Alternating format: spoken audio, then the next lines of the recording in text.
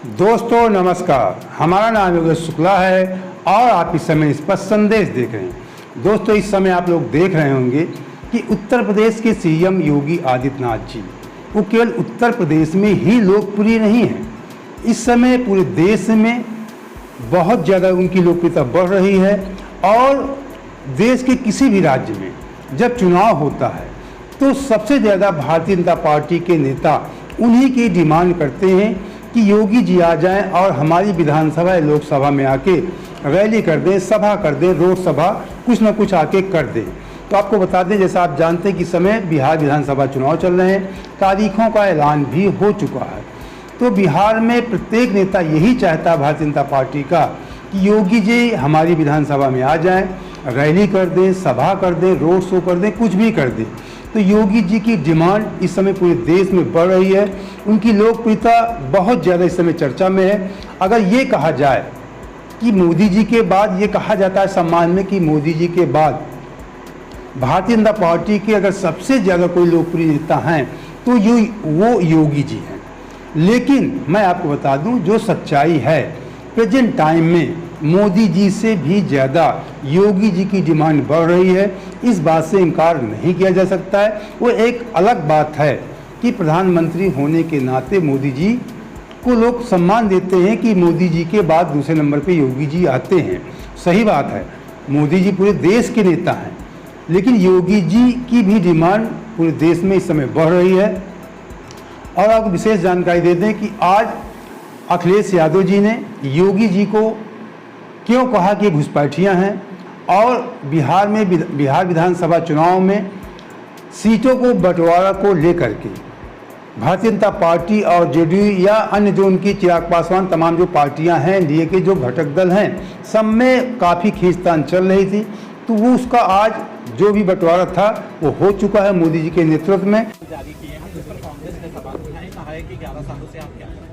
ये भारतीय जनता पार्टी के पास सब फर्जी आंकड़े हैं।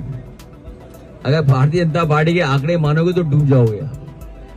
जो लोग पलायन के आंकड़े दे रहे हैं, हमारे यहाँ भी घुसपैठी हैं यूपी में। मुख्यमंत्री जी उत्तराखंड के हैं। हम तो चाहते हैं उत्तराखंड भेज दिया जाए। केवल यही घुसपैठी नहीं है, विचारधारा से भी घुसपैठी है। ये बीजेपी के सदस्य नहीं रहे, दूसरे के सदस्य थे। आप बताओ किस पार्टी के सदस्य थे वो? तो बताओ भारतीय जनता पार्टी में घुसपैठी हुए कि नहीं हुए? तो इन घुसपैठियों को कब हटाओगे? बंटवारे में किसको कितनी सीट मिली आपको बता दें। भारतीय जनता पार्टी और जेडीयू दोनों ने अपने लिए 101 सीटें रखी हैं और चिराग पासवान जी की पार्टी लोजपा रामविलास उसको 29 सीटें इन्होंने दिया है और केंद्रीय मंत्री जीतन राम मांझी जी की पार्टी हिंदुस्तान आवाम मोर्चा सेकुलर को 6 सीटें दी गई हैं, जबकि पूर्व केंद्रीय मंत्री उपेंद्र कुशवाहा की पार्टी राष्ट्रीय लोक मोर्चा को भी 6 सीटें दी गई हैं।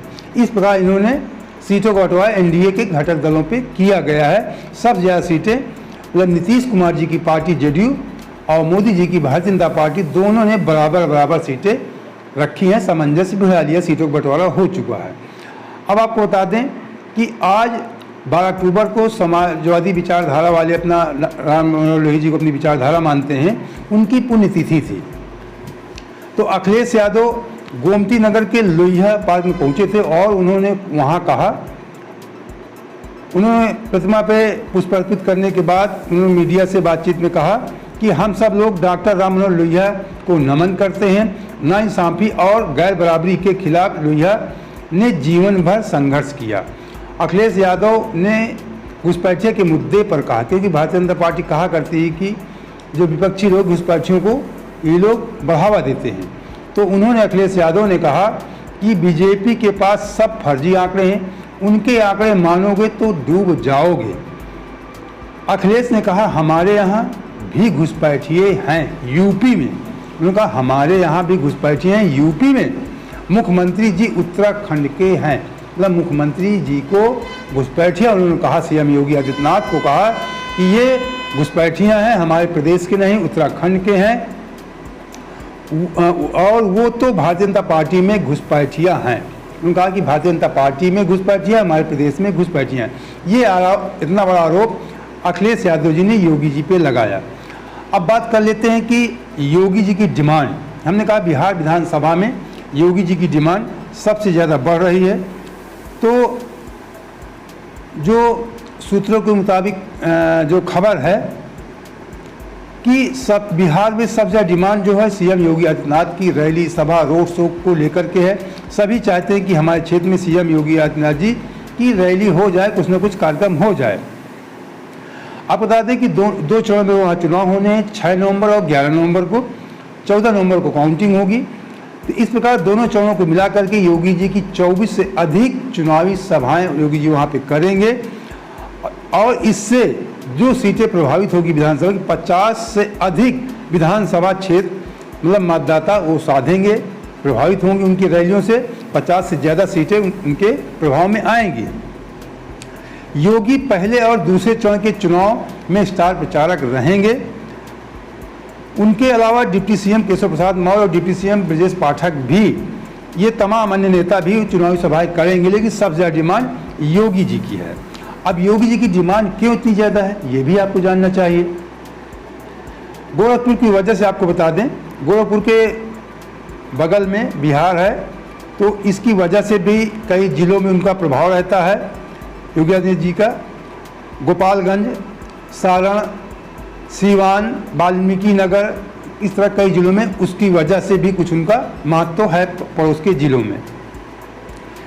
और योगी जी फायरब्रांड हिंदुत्व और बुलडोजर बाबा की छवि के कारण भी उनकी सभाओं की मांग अधिक रहती है। इस समय पूरे देश दुनिया में बुलडोजर बाबा के नाम से जाने जाते हैं। हिंदुत्व के कट्टर समर्थक हैं।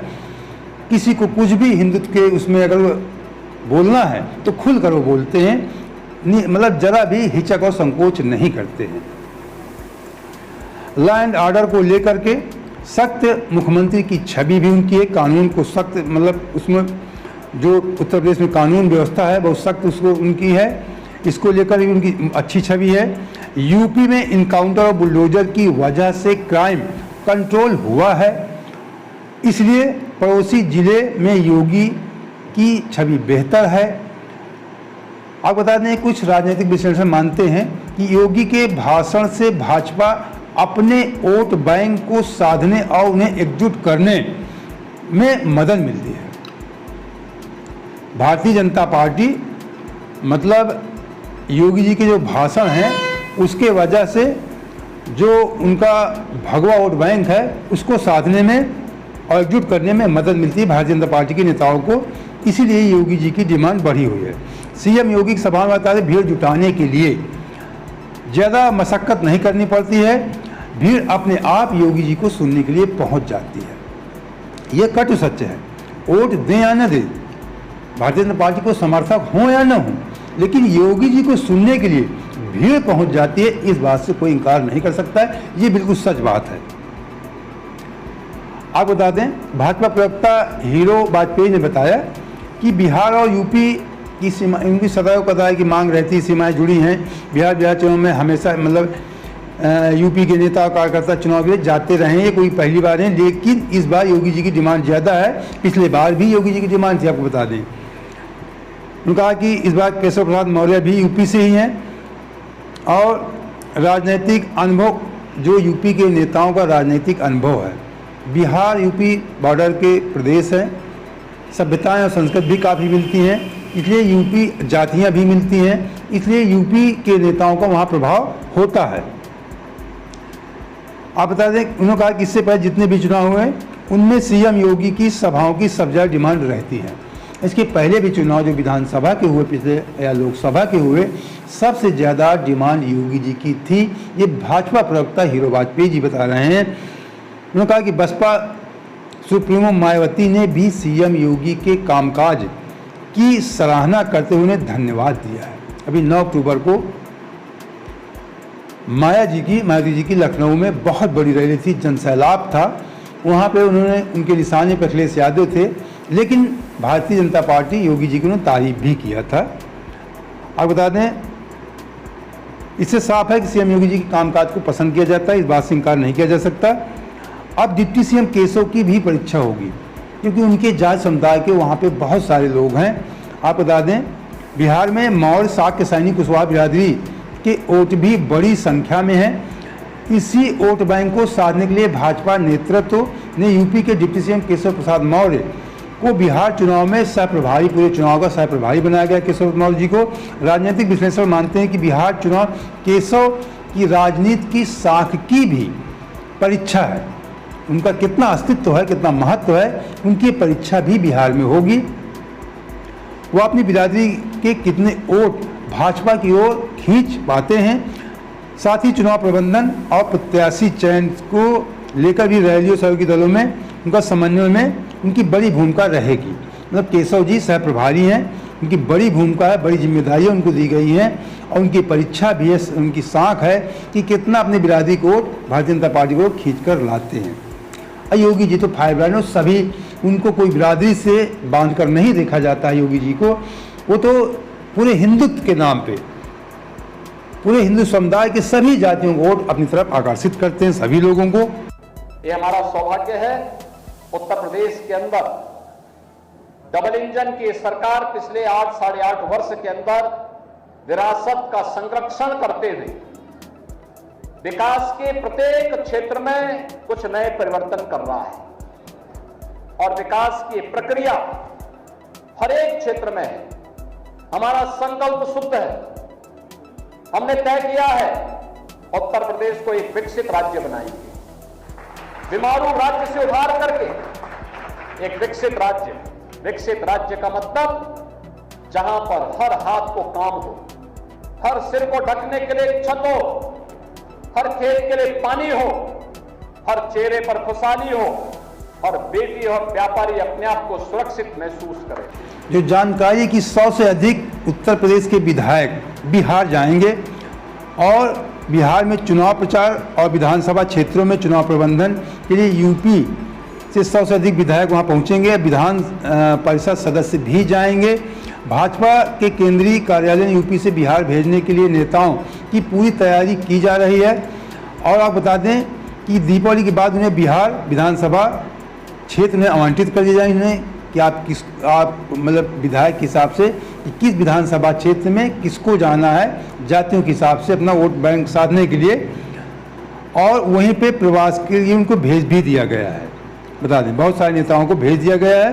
बहुत सारे नेता दीपावली के बाद जाएंगे, वहाँ पे अपना प्रवास करेंगे और अपने हिसाब से चुनाव पर अपनी जातियों को और आकर्षित करने का काम करेंगे। लेकिन सबसे बड़ी डिमांड जो है वो सीएम योगी आदित्यनाथ जी की है। मोदी जी तो फैक्टर है ही, लेकिन मोदी जी से कहीं कम सीएम योगी आदित्यनाथ जी नहीं है।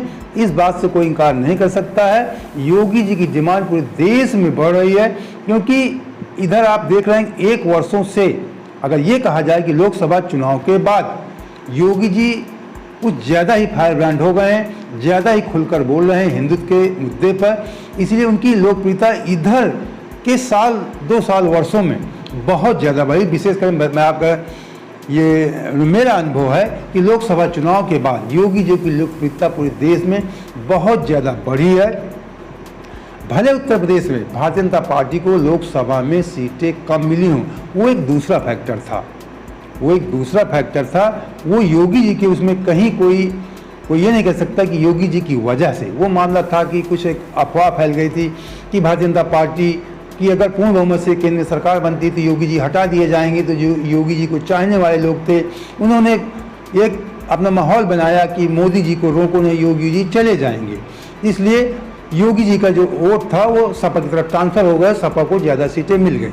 सच्चाई ये है, लेकिन योगी जी की छवि में कोई कमी नहीं आई है, बल्कि लोकसभा चुनाव के बाद उनकी छवि ज़्यादा निखर कर सामने आई है और उनकी डिमांड भी बढ़ गई है, उनकी लोकप्रियता भी बढ़ी है। दोस्तों, अगर इसी प्रकार की निष्पक्ष खबरों के साथ आप हमारे साथ जुड़ना चाहें तो हमारे चैनल सब्सक्राइब कर लीजिए। वीडियो अच्छा लगा तो लाइक कर, दोस्तों को शेयर भी कर देना। जय हिंद, जय भारत।